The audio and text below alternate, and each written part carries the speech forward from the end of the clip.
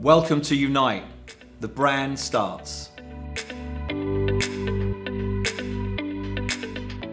So, literally 2003 is when Unite was born, as it were, when it came into existence. And a couple of the people that helped me bring this brand to fruition and are still with me today. Nikki Newbath, that was my general manager of all of my salons. She started with me when she was 18 as an esthetician and became a phenomenal general manager from that. And you know, she wanted to come on board with Unite and work with me when I sold the salons, and I said absolutely, it'd be great. And then another friend of mine who I'd met through some other friends, Jared Trombetta, who I met when he was 20, I said to him, you know, this is the plan of what I'm going to do, and I'd love you to come along with me. And he'd obviously been, you know, at USD and got degrees and MBAs and all of that kind of stuff. And you know, I'm like, no, I'd like you to be a shampoo salesman, which was obviously very alien for him, you know, having all of this sort of college degrees and all of that kind of stuff. And I'm like, no, I think it would be good. And it worked out, you know, obviously for him in the long run. But it was the three of us that started the brand back in 2003. I had one salon left. We had an office in the back room. And that was really where we sat around a table and said, right, we've got this brand. We've got, I think, 5 or 6 products. What are we going to do with it? And this sounds really funny and really simple, but it was this simple. Jared was like, I'll go out and sell the products in the salon. Dale, you will come in and do the education and the product knowledge and promote the brand, do a haircut, do some sort of styling and finishing. And Nikki, when they want the product, you'll pack it in the boxes and you'll ship it. Sounds simple, right? And that's how simple it actually was.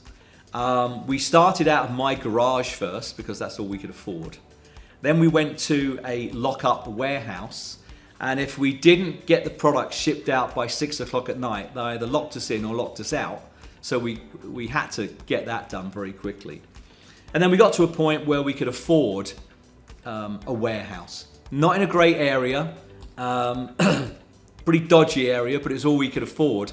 So we did that, and then we hired one warehouse person to pack and ship the boxes, and we hired another sales consultant with Jared, and we thought we were rolling.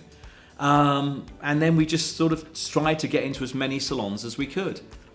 And then one of the biggest things that I think took us to the next level was an old friend who really was a great mentor for me and Unite as well, was a gentleman called John Maley, who owned Maley's distribution. And I'd worked for John in the past doing some education for him, and he knew me quite well. So, you know, we'd got into about 110 salons, which I thought was really good for Jared, one sales consultant, you know, with one warehouse guy, and Nikki pretty much trying to put everything together, and me doing all the education. So I phoned up John and I said, you know, got hold of his secretary, and I said, I'd really like to speak to John. What do you want to speak to him about? Well, I've got a product line and I want some advice from him. And his secretary on the other end of the phone said, well, he's very, very busy. He's traveling now. I'll see when he can get back to you. What's your number? And go from there. Put the phone down. So I was in the office with Jared and Nikki, and I said, I doubt if we'll get a call back. He seems pretty busy, and I don't even know if his secretary will even pass the message on. 30 minutes later, we get a call back, and it's John's secretary. And she said, John would like to see you next week. And I'm like, okay, great. Are we traveling? No, luckily we weren't. He said, Monday. And I'm like, okay, great. So Jared and I thought, right, this could be great. We're going to get some amazing advice from John Maley, you know, who's got literally the largest distribution in all of North America. So we went up to Los Angeles and stayed in a hotel overnight on the Sunday, because we did not want to be late for this meeting, going all the way from where we were all the way up to where Magic Mountain is, where his offices were, or his warehouse. So we get there on Monday morning. I sit down and said, you know, John, I'm here for some advice. on our brand. You obviously know how brands work and what's happened, and I'd really like your advice on what we can do. And he said, well, why aren't you trying to sell me your product? And I said, John, you've got 300 sales consultants. You're the largest distributor in North America. Why would you want a brand like ours? And these were the words that he said. Because my managers are telling me that you're in salons that we can't get into. Ken Pavis Salon, Christoph Salon, all of the top salons in Beverly Hills and the salons around Los Angeles, San Diego, greater areas. And I said, really? He said, yeah. He said, all of my managers are asking me, why is that brand in there and why don't we have that brand? So, long story short, we launched with Maylies, and literally that rocketed us to the next level. Now we're in probably nearly 30 countries and ended up in a warehouse which is 65,000 square feet, shipping pretty much 6 days a week, which has been fantastic. But again, that was another one of those mentors that's helped me. One person that really helped me with all of my training to hone in the skills that I have when it comes to haircutting and working with clients was a guy called Nick Slingsby, and he was at Vidal Sassoons as well. And what's interesting, I talked about Michael Stannard and Nick Slingsby. They went on to open up an amazing salon in Knightsbridge called Stannard and Slingsby. And I have to thank those two gentlemen for really helping me and getting me to where I am today, which is great. And John Maley from obviously helping us with the product line and taking that to the next level, as it were, as well.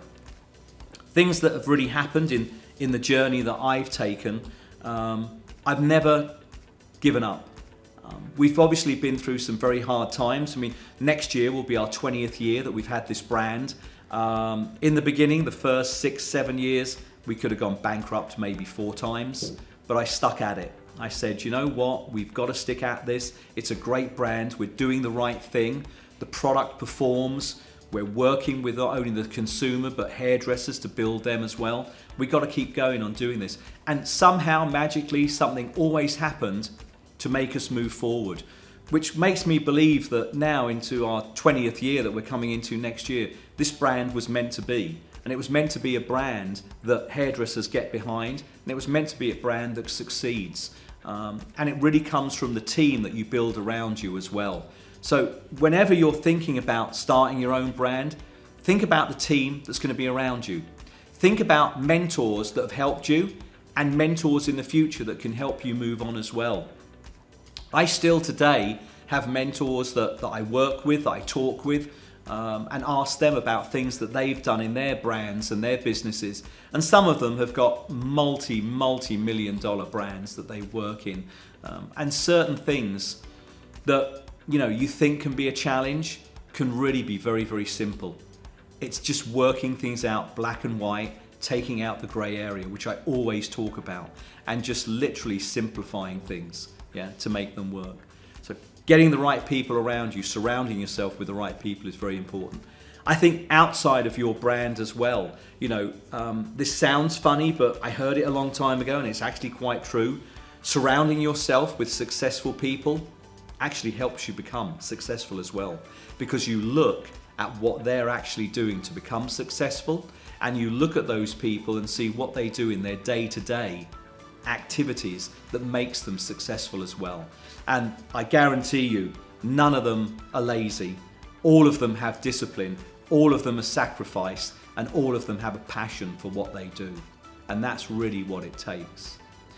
I hope this short story really helped you learn a little bit more about me and what I do. My journey is far from over with Unite. We have a long way to go. Obviously, Go 24/7 is another amazing brand that we're going to be working on a lot more as well. But hopefully in a few years from now, we can do another one of these with the extended journey. So thanks for listening and thanks for supporting Unite.